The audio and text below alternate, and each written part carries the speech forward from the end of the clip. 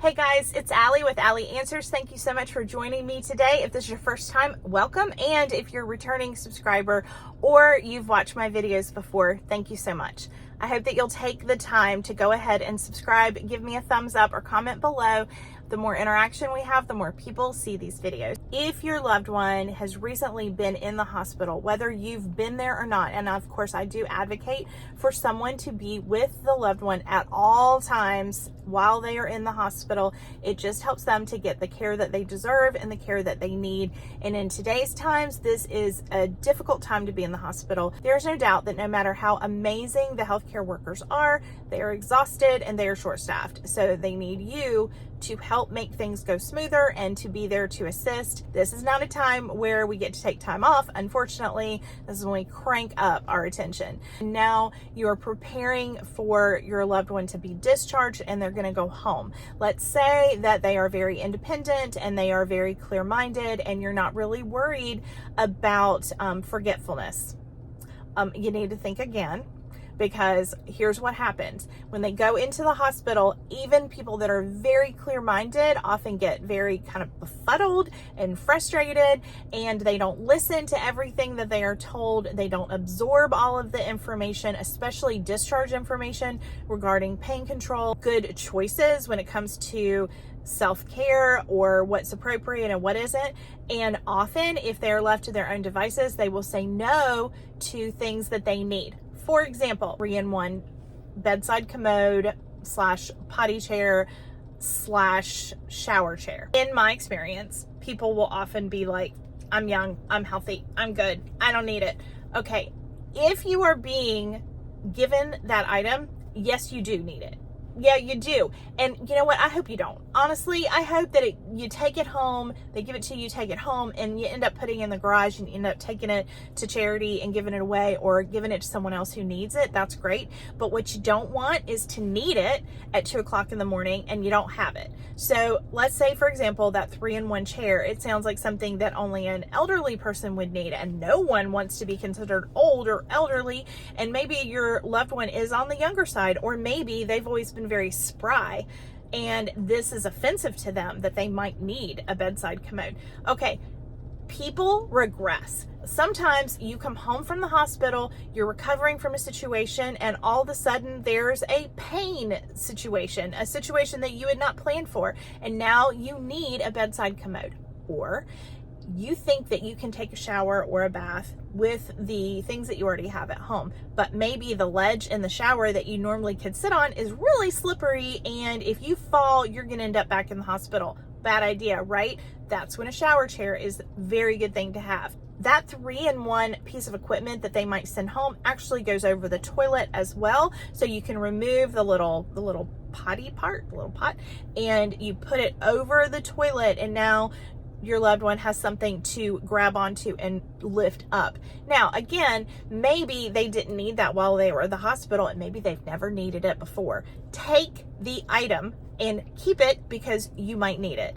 Often I see where people go home with one situation and the anesthesia wears off, or all the great painkillers that they give you in the hospital wear off, and now you're not able to do things that you were able to do. Or you do too much and then you kind of suffer a little bit of a setback. So these things happen. If you're offered a walker, unless you have one at home, take the walker. Even if you think you're not going to need it, please, please, please take it. And then you know what? Come back here and comment that I was right. I want to hear that. I have a teenager. I never get told that I'm right, but I know that I'm right about this. So take the equipment. Make sure that you know upon discharge what kind of services are being ordered. If physical therapy, occupational therapy, things like that are being ordered at home, make sure that you have written down on the discharge paperwork preferably, but write it down yourself on there if you don't, which company is going to be calling about that. P.S. It's a good idea if your loved one lives alone for someone else to answer that phone and take that call, because let me tell you something. The other thing is that a lot of times we are very proud people and we think we don't need anything, or maybe we were even told in the hospital we're going to have physical therapy at the house, and then someone calls and says, hi, I'm calling to set this up. And if you're not paying attention, your loved one will be like, I don't need that. That happened to me.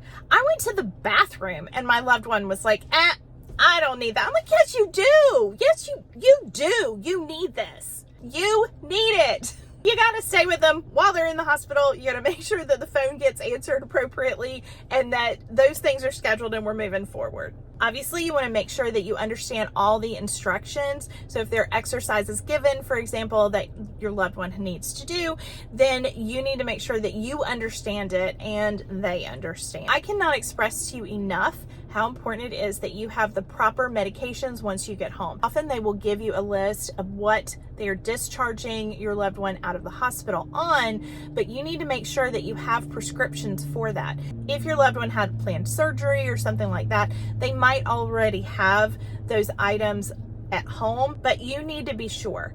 The very worst thing is finding out that you don't have a medication and the pharmacy is closed and you don't have an order. So your job upon discharge is to make sure that you have prescriptions for every single medication. And if you don't have those medications at home or you don't have prescriptions at home, that you push to get the prescriptions before you leave.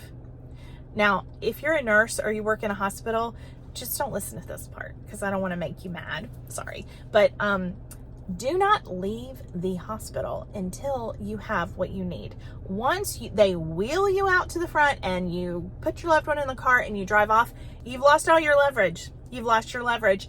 Your loved one's no longer a patient there. You're not going to get what you need. Now you have to worry about the doctor that they normally go see. Please, please, please do not leave the hospital until you have all the things that you need. I don't care how tired, hungry, grumpy you are. You need to have those prescriptions in hand. Make sure that you stop by the pharmacy on the way home, because once you get your loved one at home and settled, then it is a lot harder to get out to the pharmacy and pick it up and bring it back. Also, pharmacy hours have changed. We all know that the last 2 years have been a hot, stinking mess. And one of the things that we found is that a pharmacy that we thought would be open wasn't. So make sure that if you have those paper prescriptions, which I much prefer to having things called in, then if the pharmacy that you're supposed to go to pick up the prescriptions is not open, you just take those paper prescriptions to a different pharmacy. A lot of times there are 24-hour pharmacies in the area. You can Google that on your smartphone and find that if you need to. If your loved one is discharging and you're headed straight to the pharmacy, I personally would call the pharmacy. If you don't have paper prescriptions, call the pharmacy, make sure it was called in, and ask them what time they're open until, and make sure that you're getting out of the hospital in time to pick up the prescriptions. It's complicated, I know, but it's really important.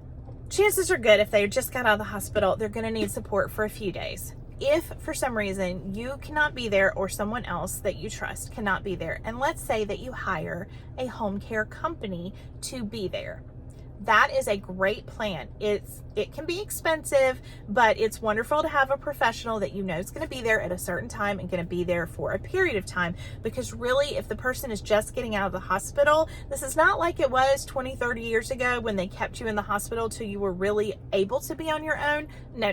This means that they're not dying, so they can go home, but that doesn't mean that they can be by themselves. So let's say you hire a home care company.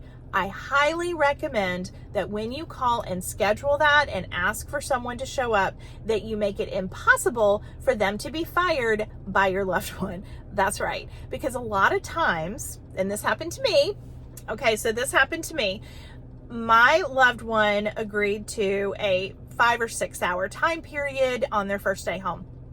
It was agreed. We scheduled it. There was a 5-hour minimum for that company. And I called to check 2 hours in and say, how's it going? And guess what, friends? My loved one was doing great. And they sent them home. And I'm like, no.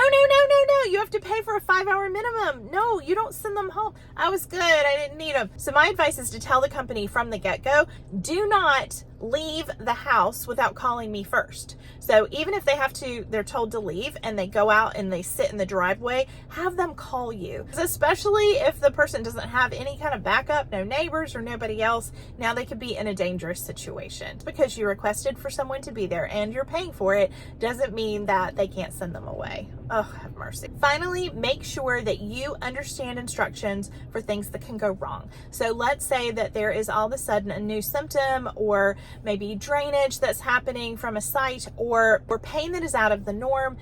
If these things happen, what are your instructions? What are you supposed to do? Do you call 911 and go back to the hospital? Do you call the doctor's office? What do they want you to do? So what are the list of things that could happen? And then what are the responses that they expect from you? If your loved one had surgery or really bad infection, then it's going to be very important to know, how does the doctor get looped in? If you take your loved one, let's say in your car, to the emergency room, then the people in the emergency room may not make the connection that your loved one was just in the hospital. You have to tell them that. So what I do recommend, when at all possible, if it is an extreme situation, the person is in extreme pain or having a new symptom that is on your list of things that you need to go to the hospital for, I do recommend that you call 911 and have your loved one transported that way. They are going to get a higher level of care quicker by having that happen. I do recommend that you call the doctor's office and leave a message with on call so that they know what's going on and that your loved one has gone back to the hospital. Finally, I just want to say thank you. Thank you for loving people, and thank you for taking care of people in your life. It is hard work, but it is very rewarding. And if you feel like all this is just more than you can handle, keep in mind that there are care managers available to help you for limited amounts of time or for long-term care. Ask your case manager at the hospital or your social worker at the hospital, or look up geriatric care manager in your Google app. Thank you for spending time with me today. I look forward to talking to you next time. Take care. Love you guys. Bye-bye.